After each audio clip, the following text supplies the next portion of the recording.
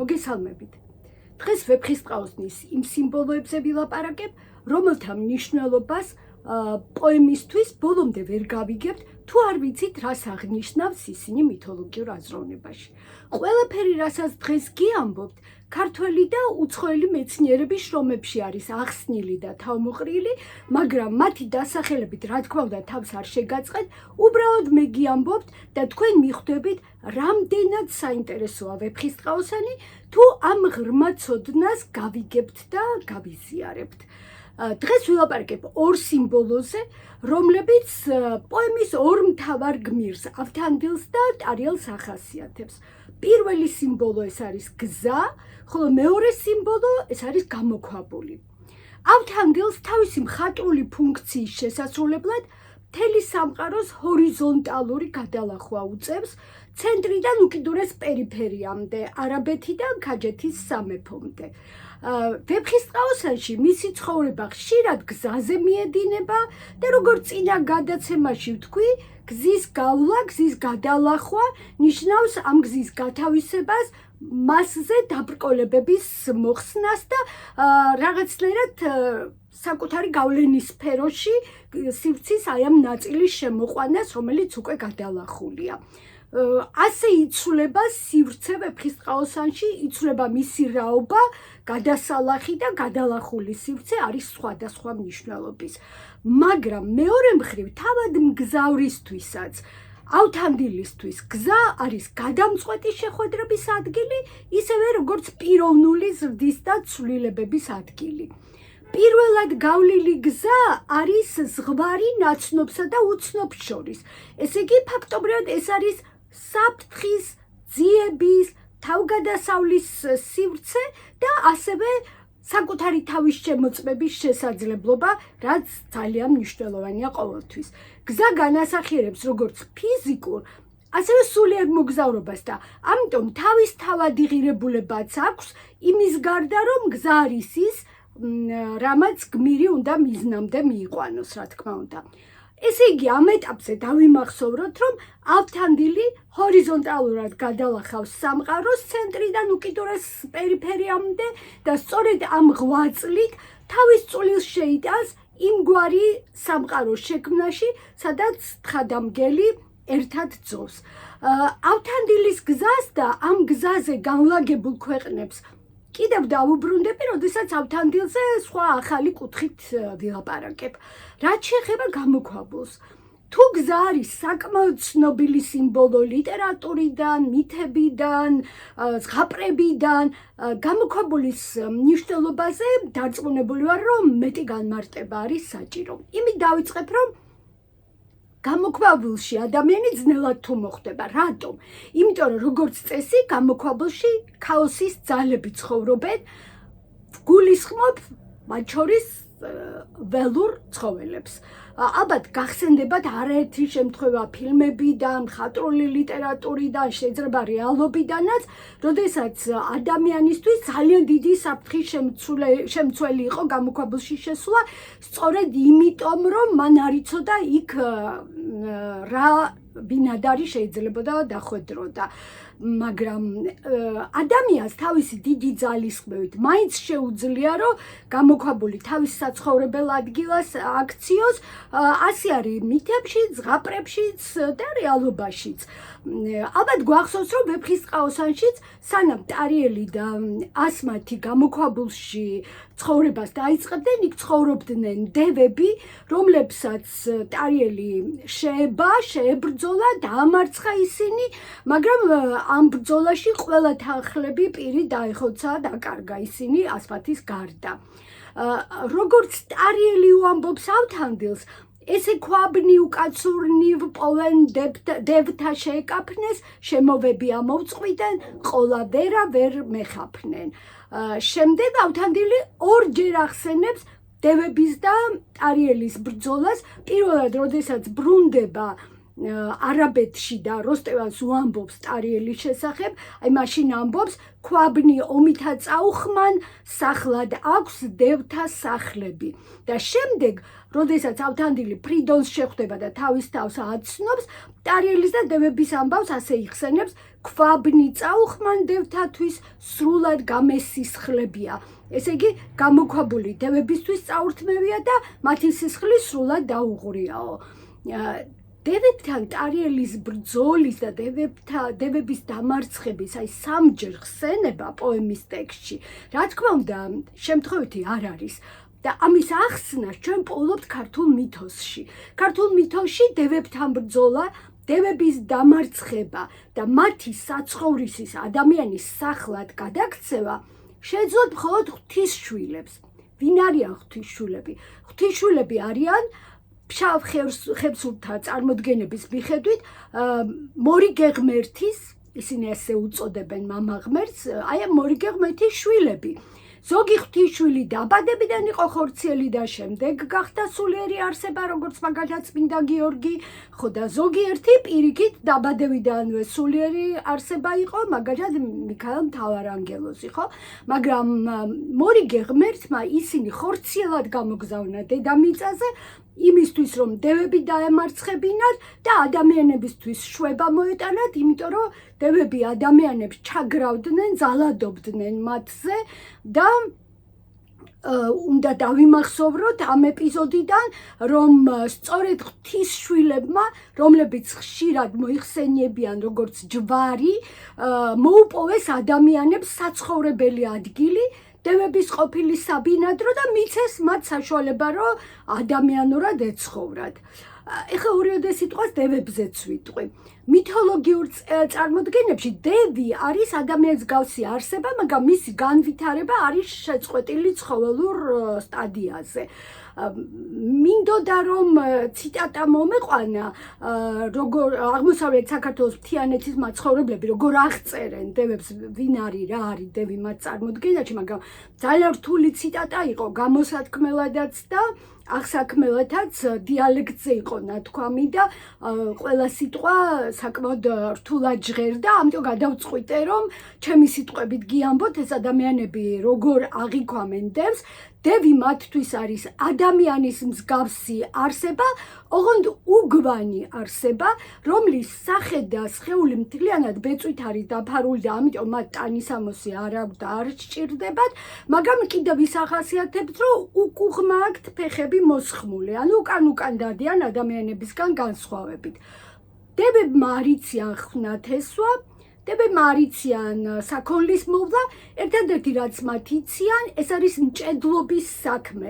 ისინი არიან ძალიან დახელოვნებული ამ საქმეში და ეს არის მათი საიდუმლო და ამ საიდუმლოს სათუთად ინახავენ და არავის არ უზიარებენ.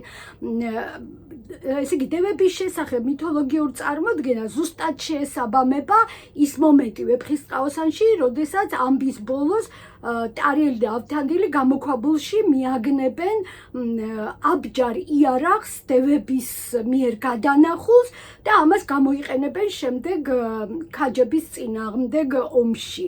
აქვე იმას შეგახსენებთ, რომ ვეფხისტყაოსნის სამყაროში ერთადერთი ქვეყანა, რომელმაც საბრძოლო იარაღის დამზადება იცის, ეს არის ხვარაზმის სამეფო და სწორედ ხვარაზმის მეფესთან დამოყრება უნდა ფარსადანს, ინდოეთის მეფეს და ამის გამო მეფობის უფლებას ჩამოართმევს, აპირებს რომ ჩამოართვას შთამომავლობით მეფეებს ტარიელს და ნესტანს. ფაქტობრივად მართლაც ვეფხისტყაოსნის სამყაროში ერთადერთი ქვეყანა, რომელმაც იცის დევების საიდუმლო, ეს არის ხვარაზმის სამეფო. სანამ სხვა თემაზე გადავალ, იმასაც ვიტყვი, რომ დევების გამოქვაბულში მცხოვრები ტარიელი როსტევანთან და ავთანდილთან შემთხვევითი შეხვედრის შემდეგ, ნადირობის ეპიზოდს ვიხსენებ ისევ, მათში იწვევს დევის ასოციაციას. კვალი ძებნეს და უკვირდა ვერ პოვნა ნაკვალევისა, აგრე კვალ წმიდად წარხდომა კაცისა ვითა დევისა. ის რომ სინამდვილეში დევების დამამარცხებელ ღვთისშვილს ადამიანები დევს ადარებენ, არის გამოქვაბულისთვის ძალიან ბუნებრივი მოვლენა და არსებითი ნიშანიც კი არის, იმიტომ რომ გამოქვაბული არის დაფარული, ინახავს დიდ საიდუმლოს და გამოქვაბულის მკვიდრი შეიძლება გამოიყურებოდეს ზუსტად იმის საპირისპიროდ, რასაც ის არსებითად წარმოადგენს. და კიდევ ვიტყვი, რომ დევების აი ამ პირქუში გამოქვაბულის ერთი საიდუმლო ისიც არის, რომ სასწაულმოქმედ აბჯართან და იარაღთან ერთად აღმოჩნდება დიდი განძი ამ გამოქვაბულში, დევების გამოქვაბულში და ესეც ბუნებრივია, ამასაც მითოსთან მივყავართ, მაგრამ განძის რაობაზე, მის მნიშვნელობაზე და თუ ვისეკუთვნის განძი, ამის შესახებ სხვა დროს ვილაპარაკებ და რა თქმა უნდა ისევ მითოსისკენ გახედვა დაგვჭირდება. ახლა კი დაუბრუნდები ყველაზე მნიშვნელოვანს, გამოქვაბულში ადამიანის დასახლებას. ზოგადად მითოპოეტურ აზროვნებაში სულიერი ცენტრის ორი სიმბოლო არსებობს, მთა და გამოქვაბული. გრაფიკულად მთა გამოიხატება როგორც სამკუთხედი წვერით ზევით, ხოლო გამოქვაბული გამოიხატება როგორც ზუსტად იგივე სამკუთხედი, ოღონდ ამოყირავებული წვერით ქვევით. და რამდენადაც მთა არის ხილული სიბრძნის სიმბოლო, იმდენად გამოქვაბული არის დაფარული სიბრძნის მოპოვების ადგილი. გამოქვაბული უპირისპირდება მთას, როგორც ფარული უპირისპირდება ხილულს და შეგვიძლია ვთქვათ, რომ გამოქვაბული არის ერთგვარი ანტიმთა, ქვესკნელის მთა, ქვესკნელის კარიბჭე. ეხლა ერთი ძალიან ცნობილი მეცნიერი უნდა გავიხსენო, ეს არის ფრანგი ფილოსოფოსი რენე გენონი, რომელმაც დაწერა წიგნი წმინდა მეცნიერების სიმბოლოები და მისი ერთი თავი სწორედ მიუძღვნა მთას და გამოქვაბულს. და აი ეს რენე გენონი მიიჩნევს, რომ გამოქვაბულში ცხოვრება ზუსტად იმდენადვე ნიშნავს სიბრძნის დაუფლებას, რამდენადაც მთის წვერზე ცხოვრება.